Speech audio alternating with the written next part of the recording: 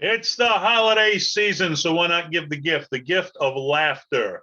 This is Funny Like Clown Podcast. I'm your host, Dennis Wirth. December 20th, 2021. This is episode 134. Rolling right along, man. And yeah, it's definitely the holiday season. And, what else are you going to do on the holidays, man? I remember, in the old holidays, you used to give them the gift of a comedy CD, okay? So you'd fill the stockings with your favorite comedy CD and but CDs, they're a thing of the past, so you can't do that anymore. So what can you do? Okay, what can you do in comedy? I guess get a subscription to your online comedy Netflix thing or something, so you can go watch a good comedy. Hey, there's a lot of free streaming ones anyway, so that's the new thing. You stream free comedy, and you don't have to pay for it anymore. Then you make up for it at the live show. So stream a live comedy event, laugh this holiday season, give the gift of laughter to your family, watch the things with them, the holiday Christmas specials, and then go see the live comedy act and let the guy make a living, because he can't make a living putting out a CD anymore. All right, hey, we're exploring the history of comedy here on Funny Like Clown Podcast, and we're going to take you way, way, way, way back. We're going to be exploring the history of comedian Shelley Berman, and as always, to do that, today's episode is brought to you by G Vegas Buffalo Sauce. For the spicy, sweet, savory taste of game time, there's only one G Vegas. And hey, it's the holiday season. What better Christmas gift or holiday gift or whatever you do? Put some buffalo sauce in the stocking, right? Go to www.gvegas.webs.com, order up some G Vegas buffalo sauce, send it to your loved one, man. Why not? Because they can laugh and eat some buffalo wings at the same time. What else is better than that? Good buffalo mac and cheese. I have been craving a buffalo mac and cheese, and I'm trying to lose some weight, so I got to stay away from buffalo mac and cheese. But I'm preparing for an interesting medical event that I have coming up, and to do that, I can't eat any solid food today. So if I go a day without eating solid food, maybe tomorrow I can treat myself to a buffalo macaroni and cheese with G Vegas buffalo sauce. All right, enough about buffalo sauce. Let's get on to Mr. Shelley Berman here, because this is when comedy was comedy, man. When the Godfathers were coming up, this guy was doing his stuff. Awarded 3 gold records. Okay, now a gold record, I think that means you sold 100,000 copies, which in the music industry, that's not too difficult to do. In the comedy industry, to sell 100,000 comedy albums, that was very difficult to do. Okay, because most people went to a comedy show. A comedy album was for hardcore comedy fans. It wasn't a commonly bought thing by the average fan, So to have a comedy album be a gold album, that was like big, big, big major stuff back in the day. He received the first ever Grammy Award for a spoken comedy record, which before that, it was just records, which, whether it was the comedians were mixed in with the musical artists, which is two completely different venues. Musical record was completely different than a record where all you did was talk and tell jokes. So they came up with their own category, and apparently they instituted that in 1959. And the first one ever was given to Mr. Shelley Berman. So this shows you how hot this guy back in the 50s, this guy was. Let's see, he played Larry David's father on Curb Your Enthusiasm in 2008. He was nominated for Emmy nomination for that role. So here's a guy, gold records, Grammy awards, Emmy nominations. This guy's coming up. Here's interesting, because I've spoken in a couple of comedy courses to comedy classes, and given my intake on what it takes to be a good comedian, and my insight into the business. I've always said there's 3 sides of comedy. There's the business side, the political side, and then the being funny side. So teach that to young comics. All the young comics think I'm just going to hit the stage and make people laugh, and that's all there is to the business. No. You want to get to that point, whole lot of bullshit before you get there. Okay, so but Shelley Berman, he taught humor writing at the University of Southern California for over 20 years. I mean, his guy.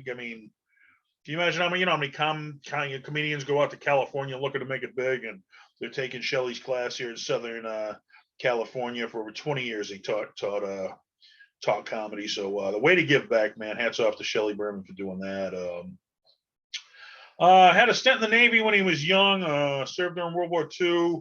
After he got out of the Navy, he enrolled in Chicago's Art Institute in the drama course.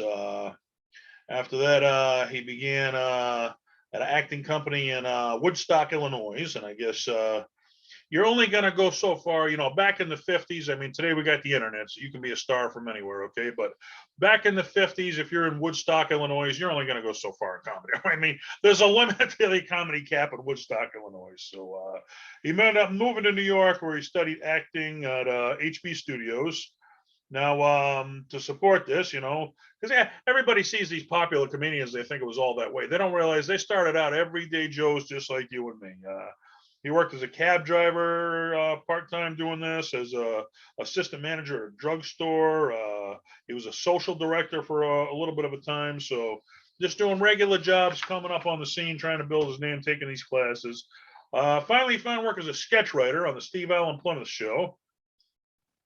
So that's when you've hit a big one. You get your first paid gig in the comedy world or acting world, whatever you're doing. I remember, I did free shows for over a year until I was offered gas money one night to do a show. I was like, "You're gonna give me gas money to go do a comedy show? Are you serious?"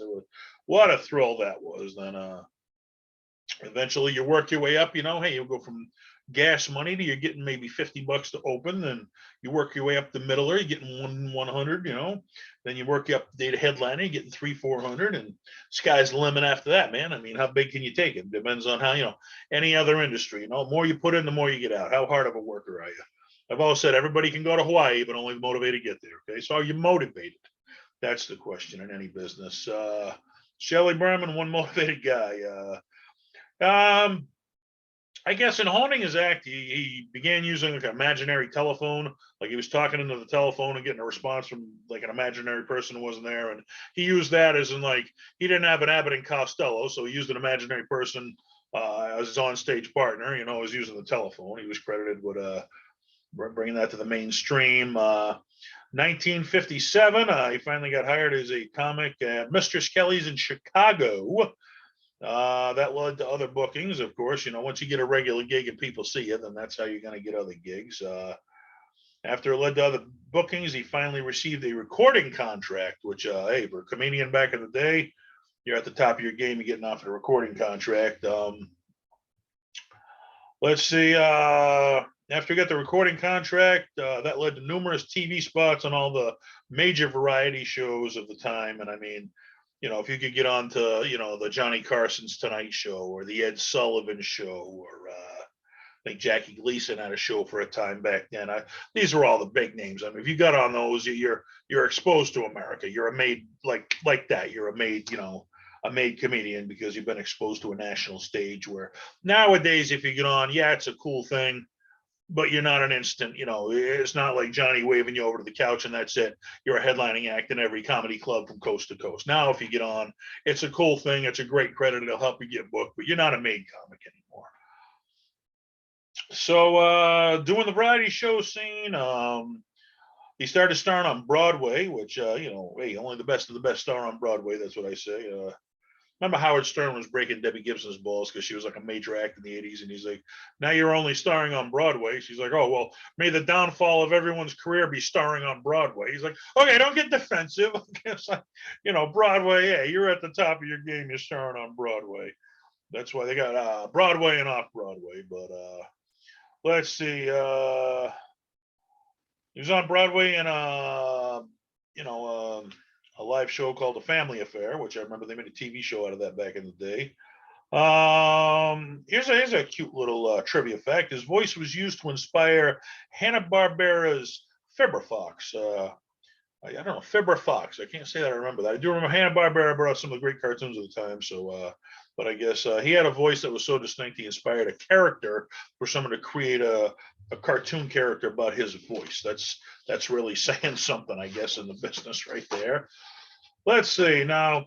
How popular did this guy get? Now you got to put yourself back in your parents' time, okay? I mean, we know all the the top TV shows of our time. What were the top TV shows back then? Well, this guy was on them. Here's a list of some stuff he was on. CBS's Rawhide. He was a regular on the game show Whose Line Is It Anyway? The Twilight Zone, Bewitched, the Mary Tyler Moore Show, Adam 12, Night Court, MacGyver, Friends, LA Law, Walker, Texas Ranger, The King of Queens, Grey's Anatomy, Boston Legal, Hannah Montana, CSI New York, Hawaii Five-O, and many more. I mean, most of us are killed just to be on one of those shows and have a credit to be on one. I mean, there's a list of, just continuing to work, continuing to be remembered, continuing to be admired. And it's a cool thing when you made a name in any business where you get remembered and people don't forget you and you're respected and you're constantly, being asked to do things others would just kill to do. Had a successful film career too, working with some of the top names of the time. He did The Best Man with Henry Fonda. And geez, I remember what on Golden Pond with Henry Fonda. That was like one of the biggest films just to work with him. I mean, you just heard the name Henry Fonda back then. It was like, ooh, ooh, ooh. So just to be able to work with that. Divorce American Style with Dick Van Dyke. Dick Van Dyke, one of the original masters of physical comedy. And yeah, that guy's like 99 and there's something like it. He's still performing. I mean, he said he'll do it to the day he dies. That's when you love the business. And I remember the Dick Van Dyke Show. I remember seeing reruns. I mean, it was more of a parent's time, but I do remember the reruns, watching some of them when I was a kid, black and white TV. And you don't think the people of today remember Dick Van Dyke, but I mean, it was just like, well, Chitty Chitty Bang Bang and all the famous kid shows I guess we watched him on. But I know he's on Cameo now, where you can get like a shout out from your stars. And he I guess he was so flooded with he had to freeze his account because he was getting more requests than he could even keep up with. So nobody's forgotten about Dick Van Dyke, even though he's an older star. And hopefully nobody forgets about Shelley Berman either, because he did so much and gave so much back to comedy. I mean, 20 years teaching comedy. How many comics, local comics, did this guy inspire and help out? I mean, that's cool. Let's see. He was in Rented Lips with Robert Downey Jr., one of the famous actors of our time. The Last Producer with Burt Reynolds, one of the all-time. The Bandit, baby. You're in a movie with the Bandit. That's something any kid would dream of. Meet the Fockers with Robert De Niro. Yeah, The Godfather, Robert De Niro. Let's see. The Holiday with Cameron Diaz, and You Don't Mess with the Zohan with Adam Sandler. So hey, come on, you ever Adam Sandler, Robert De Niro, Burt Reynolds, Dick Van Dyke. You ever heard of these names? Yeah, that's cool if you're in working with these guys. That's a little bit of cool stuff that goes on. Let's see. I guess one of the controversial things in his career was he accused Bob Newhart of plagiarism. That's where you're accused of stealing somebody else's work, where he accused him of stealing the phone bit. And I guess one of his friends, hey, you got to come see this Newhart guy, man. He stole your act. He's doing the talking into a phone thing. And I do remember seeing Bob Newhart with the talking on the phone. And Bob, in his defense, said, hey, Shelley wasn't the first one to use it. I mean, there are other people that used it before him. It was just Shelley was the one that bought it really mainstream and made an art form out of it. So I guess whose side of the coin do you want to take there? I remember Ellen DeGeneres, she got accused she did a bit about talking to God, and Bill Cosby did a bit about talking to God years before that. So not that it was plagiarism, but it was the same concept. And Amy Schumer, I know she got accused of plagiarism too, where it's not unheard of where comics come up with the same ideas and they make a joke about the same subject. I mean, there's so much comedy out there. It's tough for someone hasn't already thought of a subject. Every subject's been hitting comedy. That's why if you can come up with a different subject, you're almost a genius because everybody's hitting everything. So, but I know if you go on YouTube, they got like they put back-to-back comics, like one comic saying a routine, then right after that, another comic doing the same routine just to compare them. And so I guess it's all how you look at things. Could you call it plagiarism? Yeah. Could you say it's a common thing? Yeah. I mean, was it malicious? I guess that'd be, did Bob Newhart purposely doing it, trying to copy Shelley Berman, or did he just, hey, that was a great idea. It's been bounced around. Yeah, Shelley mastered it, but it wasn't his. It's anybody's to use. And I'll even, Steve Martin, as far as Godfathers of comedy go, I put them up the Carlins, the Pryors, the Rodney Dangerfields, Bill Cosby, in question, his life every which way sideways, but comedy wise, he was one of the Godfathers. And Steve Martin, he was the other one, the other original Godfather of comedy. Even Steve Martin, he said, a lot of he was just bringing it forward. Laurel from Laurel and Hardy did a lot of stuff that he did before he did it. He was just bringing it forward to the next generation. And I thought that was really brave of him to say to come out, a comic on Steve Martin's, level, saying, he was just bringing you different versions of what Laurel from Laurel and Hardy had already did. So, And anybody who starts out, when you start out in comedy, there was a comic who inspired you, and if that was your favorite comedian, then yeah, you're gonna end up sounding somewhat like him because that was the person who inspired you.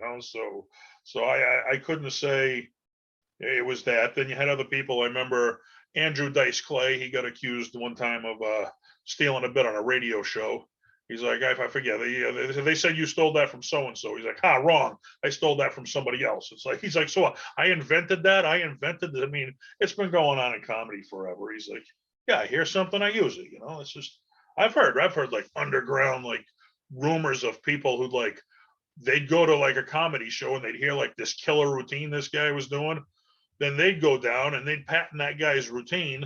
And then when he was doing his own routine, he'd go, hey, I patent this, man. You're using my, all of a sudden it was his routine because he patented somebody else's material. But that's how dirty the business is.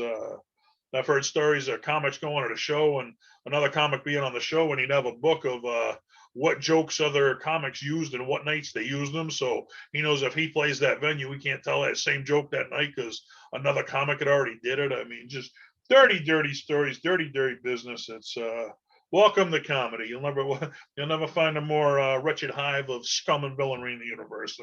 That's comedy for you. You really got to love the art and love the passion to get through all the dirtiness of it. And hey, I'll be honest with you, man. After a decade doing it, I'm starting to succumb to the dirtiness where I don't even want to deal with it anymore. It's like my love of comedy was outweighing my hate for the dirtiness of the business, and I'm getting to the point now where the dirtiness of the business outweighing my love for comedy. I mean, I'm gonna make a comeback here soon, but man, you gotta mentally gear yourself up to deal with this stuff. And I guess the pandemic's had a toll on all of us. So, but hey, they say comedy always survives, right? So let's see, 2017, the world lost a great artist. He passed away from Alzheimer's disease. Shelley Berman at 92 years old. Which, hey man, we all lived to 92. There's a ripe old. If I make 92, I'll be piss shit happy. Okay, but let's see. After he passed away, some of his peers, Steve Martin, thanked him for changing comedy. Let's see, Mark Moran. He tweeted Shelley Berman has hung up the phone, a reference to his famous phone bit there. One of the great comedians of all time, and yeah, man, I guess one of your things when you do comedy, you want to make the crowd laugh. Okay, that's the number one thing. Which if your crowd appreciates you, that's what you do it for. Okay, but in the back of your head, you always want appreciation from your peers. Well, if you can make a crowd laugh, that's a cool thing. But if you can get laughter from your peers, people who love the art form as much as you do, that's a whole nother level of thing. And when you get when you get respect from the people that you do it with, and they want to work with you, they want to remember you, they want to be around you.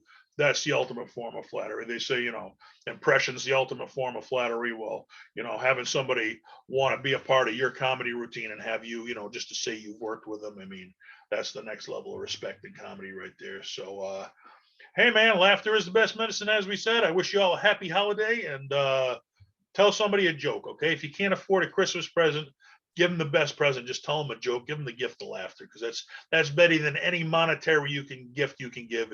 If you can get somebody laughing and making them feel good about themselves, that's better than anything you can spend money on. Okay, Tickle Me Elmo, screw that. The Furby, the Cabbage Patch Kid. That's nothing compared to giving somebody the gift of laughter this holiday season. So when your holiday season comes up, tell somebody a joke. Tell them you heard it here on Funny Like Clown Podcast. So that's your idea. The best joke you ever heard, you tell it on your holiday season to your family and friends, and make them laugh. Keep laughing, folks. Till next time. Good night.